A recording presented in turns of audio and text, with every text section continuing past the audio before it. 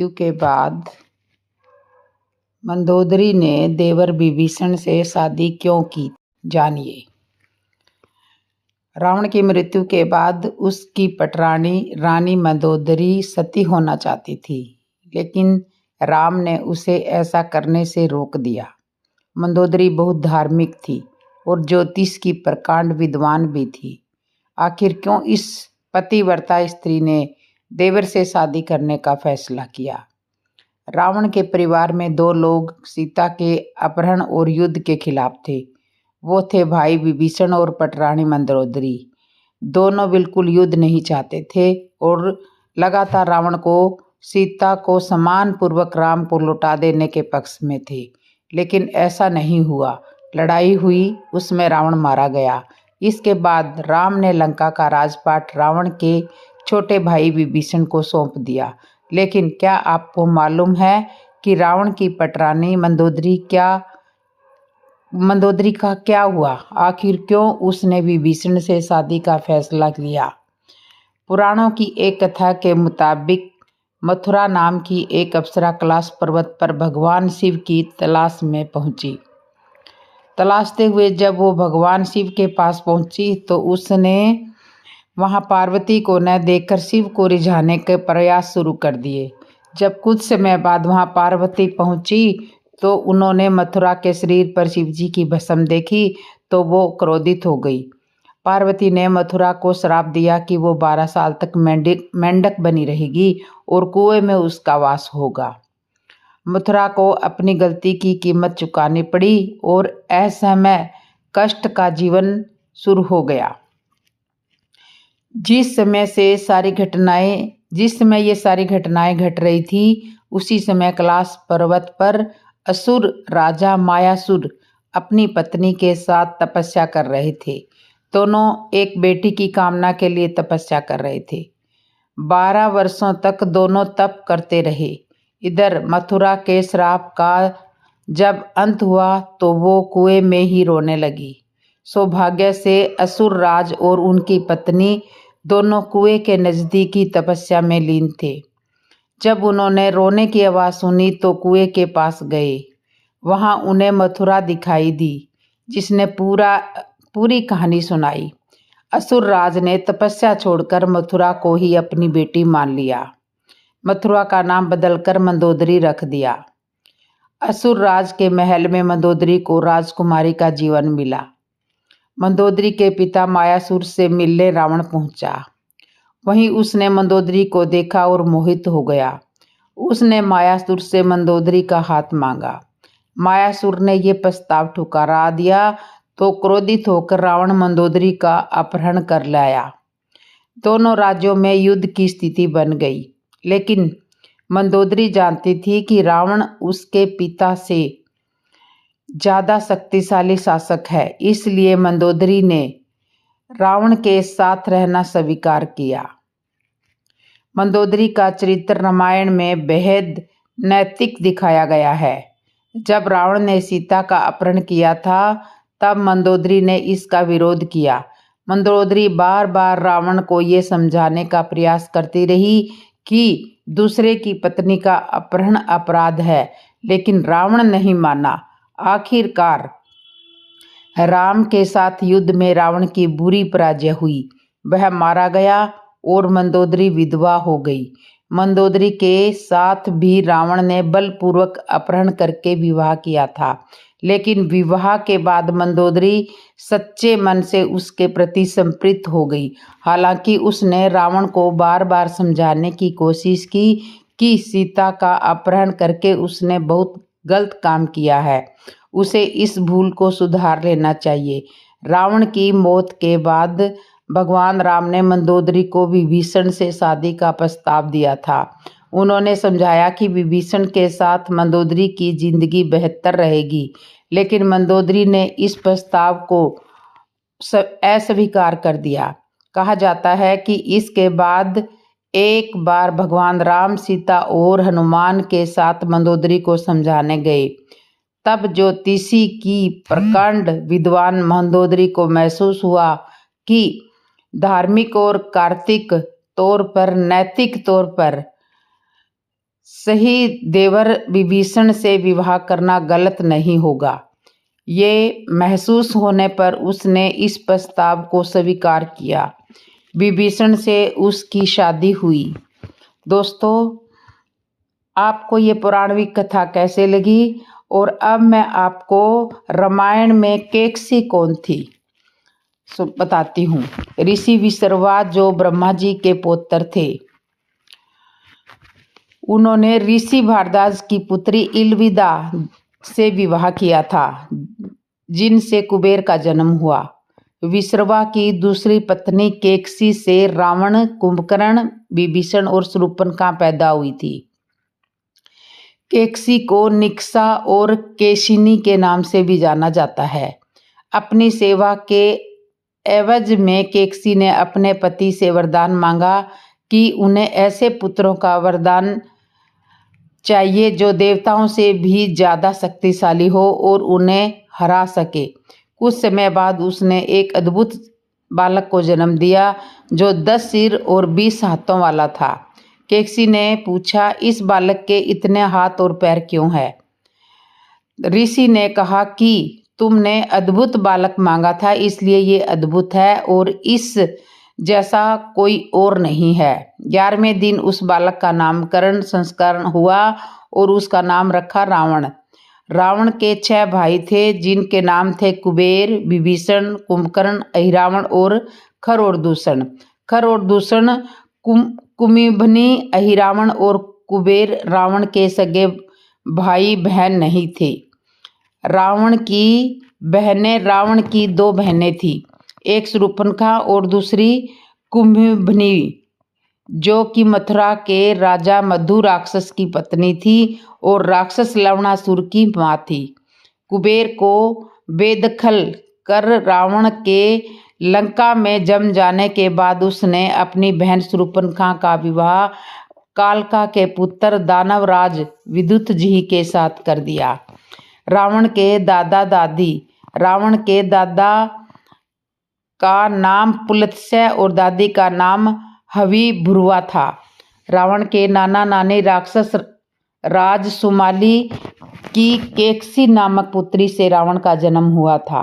रावण की नानी का नाम केतुमती था। तो ये थी रघुकुल के। अब मैं आपको सुनाती हूँ, रघुकुल के किस राजा ने गर्भ धारण किया था?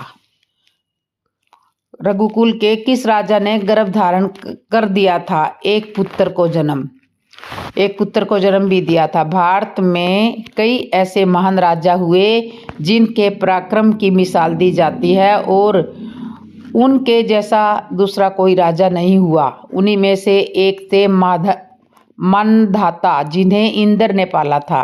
रोचक बात यह है कि मानधाता अपनी माँ के गर्भ से नहीं बल्कि अपने पिता के गर्भ से पैदा हुए थे। ये कहानी उस गर्भवती राजा की है जो भगवान राम के पूर्वज थे। भागवत पुराण के 9वें स्कंद के 6ठे अध्याय में उनका जिक्र है। आप इन राजा के बारे में शायद ही जानते होंगे।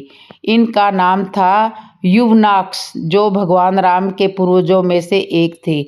भागवत पुराण के अनुसार राजा युवनाक्ष संतानहीन थे। इस बात से दुखी होकर वो अपनी 100 पत्नियों के साथ वन में चले गए।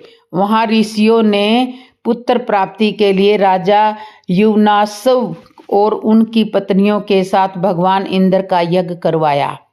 एक दिन राजा युवनाश्व को रात के वक्त बहुत तेज प्यास लगी और वो यज्ञशाला में गए और वहां उन्होंने देखा कि सारे ऋषि सो रहे हैं।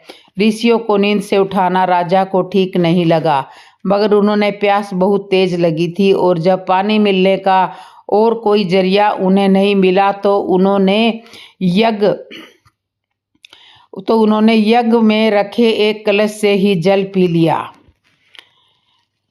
उन्हें ये पता नहीं था कि उस जल को मंत्रों से अभिमंत्रित करके रखा गया है। जब सुबह हुई, ऋषि उठे तो वो ये देखकर चौंक गए कि यज्ञ में रखे कलश के अंदर जल ही नहीं है। उन्होंने सबसे पूछा कि पुत्र उत्पन्न करने वाला जल आखिर किसने पी लिया? उन्होंने सबसे पूछा कि पुत्र उत्पन्न करने वाला जल आखिर किसने पी लिया। जब उन्हें मालूम चला कि भगवान की प्रेरणा से खुद राजा युवनासव ने उस जल को पी लिया तो उन्होंने भगवान को प्रणाम किया। इस जल को पीने की वजह से राजा युवनासव ने गर्भ धारण कर लिया। जब 9 महीने के बाद प्रसव का वक्त आया तो युवनासव की दाहिनी कोख फाड़कर एक चक्रवर्ती पुत्र पैदा हुआ। वो बेहिसाब सो रहा था, जिससे ऋषि चिंतित हो गए और उन्होंने कहा कि बालक दूध के लिए रो रहा है, वो किसका दूध पिएगा। तब समस्या का निवारण करने के लिए इंद्र आगे आए। उन्होंने कहा, मेरा पिएगा बेटा, तू रो मत। ये कहकर उन्होंने बच्चे के मुंह में अपनी तर्जनी उंगली डाल दी।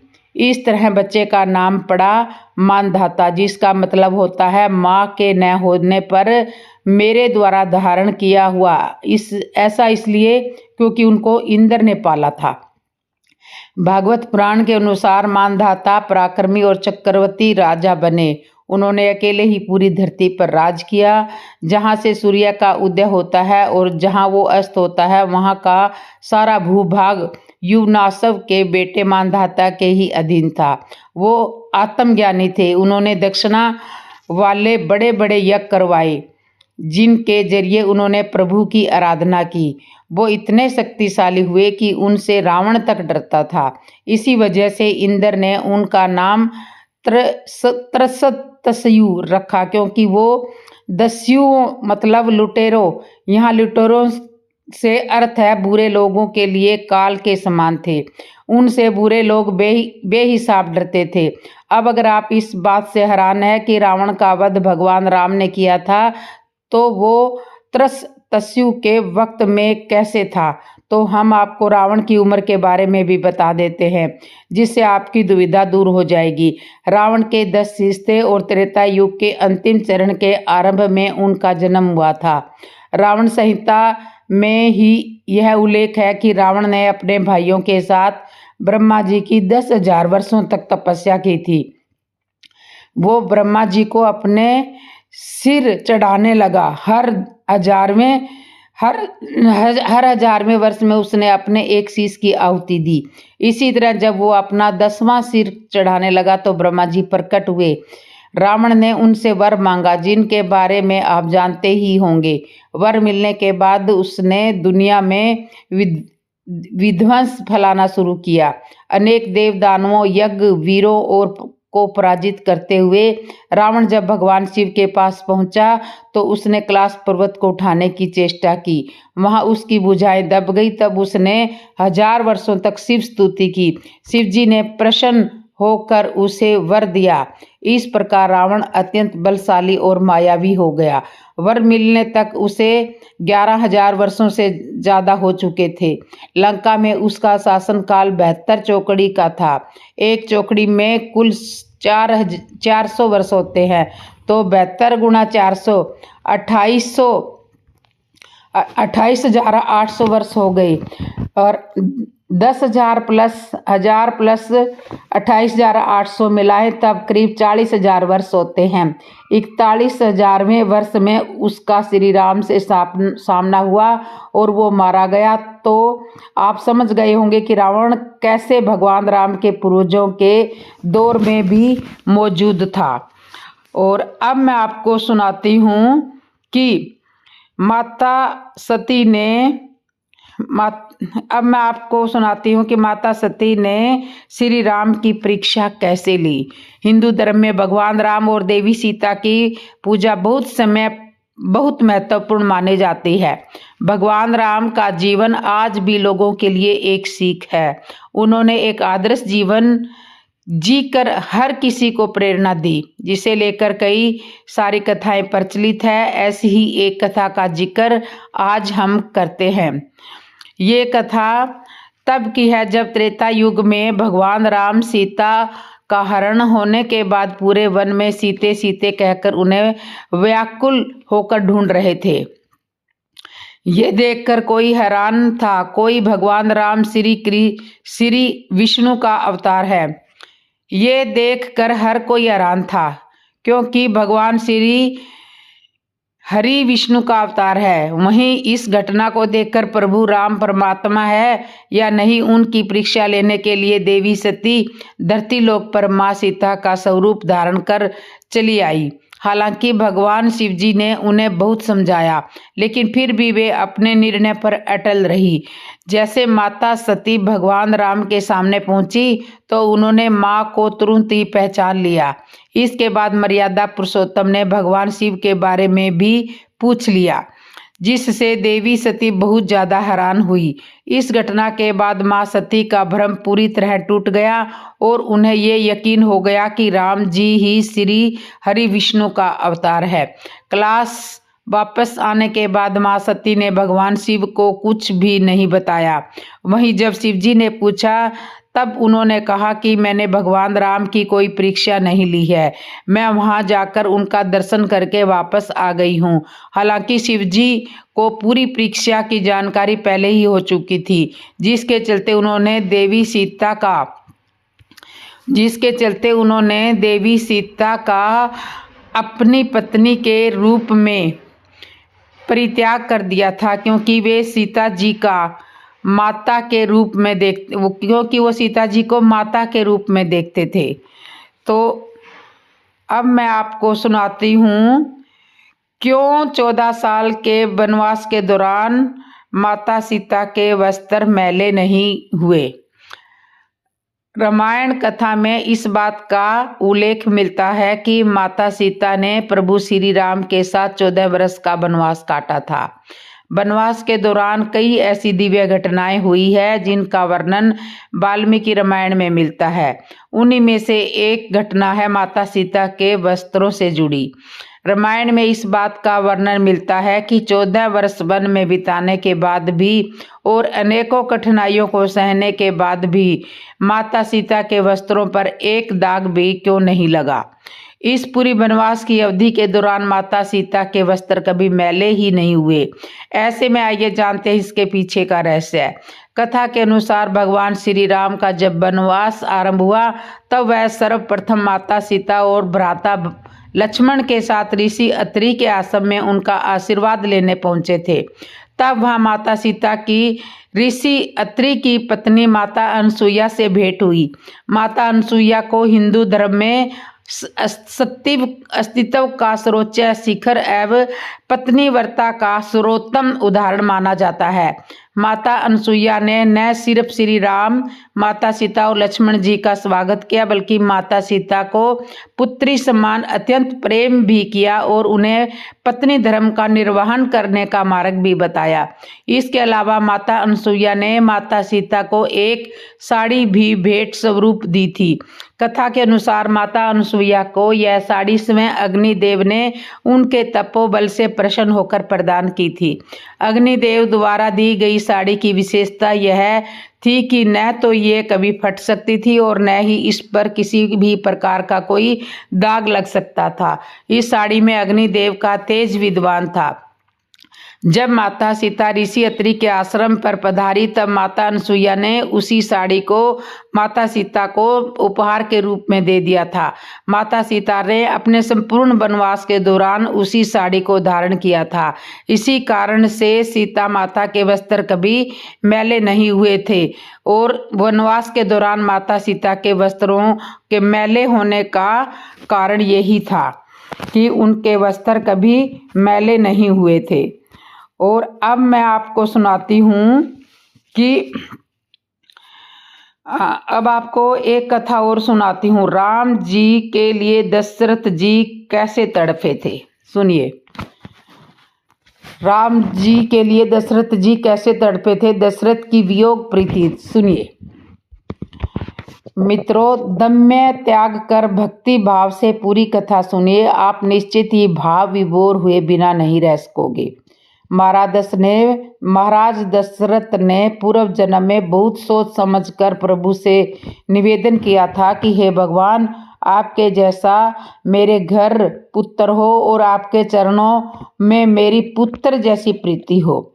अर्थात पुत्र तो आप मेरे बने, लेकिन सुत विषहिक प्रीति मेरी हो आपके श्री चरणों में। है ना अद्भुत कि मैं बाप बनूं और प्रीति हो बेटे की तरह। यही सत्य है, अन्यथा पुत्र का तो पिता के चरणों में स्वाभाविक प्रेम होता ही है। इसमें उन्हें कोई मूर्ख क्यों कहेगा? मूढ़ तो लोग तब ही कहेंगे जब कोई अस्वाभाविक कार्य हो। वह अस्वाभाविक कार्य क्या है? वह यह है कि पिता ही पुत्र के चरणों में प्रीति करे। और यही दशरथ जी चाह रहे हैं कि आपके श्री चरणों में मेरी अगाध प्रीति हो। कैसी और कितनी? तो कहा कि मैं जैसे मणि के प्रति सर्प और जल हेतु मीन प्रीति करती है। यहाँ महाराज दशरथ बहुत गहरी बात कर रहे हैं। मणि का संबंध मानसिक है और जल का संबंध वैहिक है। मणि के रहने से मन को संतोष होता है, मन तृप्त होता है, जबकि जल पीने से तन की प्यास बुझती है। यदि आपको प्यास लगे और आप सोचें कि मन से मान लेने से प्यास बुझ जाएगी, तो नहीं, ऐसा नहीं होगा। जल पीने के बाद ही प्यास बुझेगी।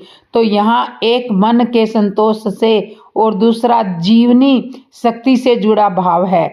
तो यह भाव है कि मेरा मन और तन दोनों ही आपके पूर्णतः संप्रीत हो। इसका संबंध सुख से भी है। मन धर्म का है, देह कर्म का है, और दोनों मन और तन सुख के कारण होते हैं। और यह सब प्रभु के श्री चरणों से संबंध होने चाहिए। मानसकार ने इसका बहुत सुंदर संकेत भरत चरित्र में किया है। जिस मुख में भगवत पाद पदों से प्रीति को जगह न हो, उसमें संपर्ण न हो, वह सुख, वह कर्म, वह धर्म सब जल जाने योग्य ही है। तो मित्रों, मन कितना संप्रीत हो तो कहा मन सर्प जितना, और तन तो कहा तन मछली के जितना। सर्प मणि के रहते एकदम मगन रहता है। राजा का मन भी जब तक राम रहे बहुत आनंदित था, सर्प मणि के खो जाने पर व्याकुल हो जाता है। राजा दशरथ जी राम जी के वियोग में अत्यंत दुखी हुए। जैसे ही कैकेयी ने राम के लिए 14 वर्ष का वनवास मांगा तो क्या हुआ? जैसे ही कैकेयी के वचन दशरथ जी ने सुने तो मानो उनको अपनी मणि के खोने की आहट आ गई हो। और यह दशा तब है जब सिर्फ कैकेयी जी ने राम को जाने का वचन भर मांगा, तब और मानो वह कैकेयी को सावधान भी करते हैं। जब कैकेयी ने राम को वन जाने का वचन मांगा तब और मानो वह कैकेयी को सावधान भी करते हैं। चूंकि दशरथ जी दोनों स्थितियों का वरदान ले रखे हैं, इसलिए वह ऐसा कह रहे हैं कि ये दोनों फणिवर और मीन रह भी ले कदाचित अपने प्रियतम के बिना, पर मैं राम के बिना कदापि जीवित नहीं रहूँगा। संकल्प ही ऐसा लिया है। जरा अवलोकन करें। और जब वे कैकेयी से गिड़गिड़ाते हुए जो बात कह रहे हैं, उसमें उनकी फणिवर के विरह वाली स्थिति एकदम स्पष्ट हो जाती है। फणिवर अपनी मणि को खो जाने पर अपना माथा ही पटकता है और अपनी जान गंवा देता है। तो जरा देखिए दशरथ जी क्या कह रहे हैं। दशरथ जी अपना माथा दे देने को तैयार है। अब यहाँ सुमंत का आगमन होता है। कैकेयी की कुटिलता समझकर दशरथ जी का संकेत पा वे राम जी को लेने जाते हैं, मानो फणिवर ने अपने सहयोगी को अपनी खोई हुई मणि खोजने भेजा हो।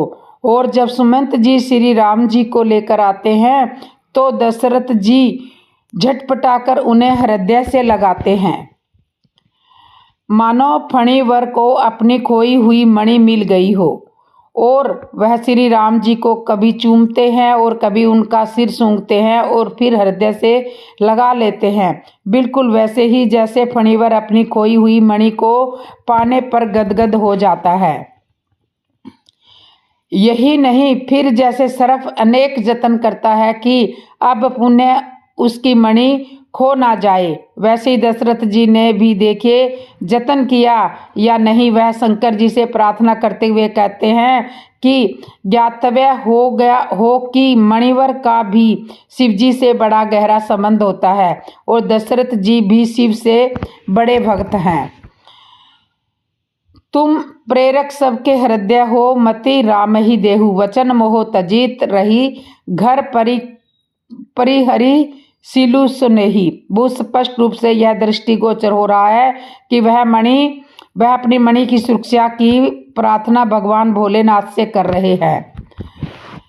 यही नहीं, मणि जाने न पाए, जल राशि प्रेम पदोनिधि सदा साथ रहे, इसके लिए वह कपट छल को छोड़कर अनेक प्रयास करते हैं। परंतु जैसे यदि सर्पिणी ही प्रतिकूल हो जाए तो फणिवर की मणि निश्चित ही पुण्यक हो जाती है। वैसे ही कैकेयी द्वारा दशरथ से राम जी को दूर कर दिया गया और सुमंत जी राम जी को राजाज्ञा सुनाकर वन को ले जाते हैं। दशरथ जी ने जाते समय सुमंत से कहा था कि मित्र, यदि मुझे जीवित देखना चाहते हो तो मेरे प्रियतम, मेरे पयोनिधि को लेकर ही आना, क्योंकि मेरा मन तो श्री राम रूपी प्रेम पयोनिधि का जन मन मीना है। और जब सुमंत बिना राम को लिए लौट आते हैं और दशरथ जी के पूछने पर कहते हैं कि राम जी नहीं आए, तब दशरथ जी की दशा का एक साथ दोनों स्थितियों में बाबा तुलसीदास की अतुलसी कला के माध्यम से अवलोकन करिए। दशरथ जी ने जैसे ही सुना कि प्रियतम नहीं आए तो वह झटपटाकर धरती पर गिर पड़े और ऐसे तड़प रहे हैं जैसे मांझा लगने पर मछली तड़पती है। मांझा प्रथम वर्षा के जल को जिसमें मिट्टी के कण मिले होते हैं उसे कहते हैं, और मछली जब उसे पी लेती है तो मिट्टी युक्त उस जल को उसके गले में लग जाता है, और जो जल उसका जीवन होता है वही उसकी मृत्यु का कारण बन जाता है। दशरथ जी की भी कुछ ऐसी ही दशा हो रही है। प्राण मानो कंठ से आकर निकलने ही वाला हो, मानो मणि के बिना व्याकुल हो, फणिवर इंद्री सकल विकल भरी भाई। यहाँ यद्यपि उपमा से कमल वन है, किंतु उसका भी जल से संबंध होने से यह मीन की ही दशा हुई। अब दशरथ जी को ऐसा व्याकुल देखकर माता कौशल्या जी उन्हें धैर्य धारण करने को कहती है, तो जरा उनकी स्थिति का अवलोकन करें। कौशल्या जी ने प्रेम पूर्ण वचनों को सुनकर दशरथ जी की दशा ऐसी हो गई मानो जल के विरह में तड़प तड़प कर अधमुरी हो चुकी मछली पर किसी ने शीतल जल के छींटे मार दिए हों, परंतु उससे उसकी दशा और खराब हो जाती है। वैसे ही दशरथ जी क्रुंदन करते हुए कौशल्या से बोले कि दशरथ जी मानो यह जताना चाहते हैं कि मैं जानता हूँ यह शरीर रखा जा सकता है, परंतु जब अपने मणि के वियोग में फणिवर अपने प्राण त्याग देता है तो क्या मैं उससे भी गया गुजरा हूँ, और फिर वैसे ही तड़पने लगे जैसे मीन जल के बिना तड़पती है। यहाँ अवधि की चर्चा से स्पष्ट है कि जैसे मछली जल से अलग होने पर कुछ ही देर बाद वह जीवित नहीं रहती, उसी तरह दशरथ जी भी खुद स्मरण करते हुए मानो प्रभु को याद करा रहे हैं कि अब अपने तीनों रत्नों मणि व प्रेम पयोधि स्नेह के अगाध जल को याद करके कर रहते हैं। हाँ जानकी लखन हा रघुवर।